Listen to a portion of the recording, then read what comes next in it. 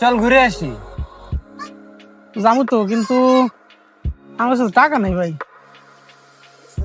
আর তুই যখনই তোরে কই যে কোথাও যাবো তখনই কইস টাকা নাই। সবসময় ফকির নি ভাব দেয়। থাকেন।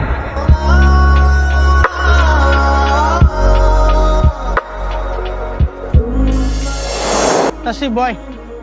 আরে কি খবর? বয় বয় বয়। হ্যাঁ, তোমার বন্ধু তোর হচ্ছে আমি খাইতে পারি ক?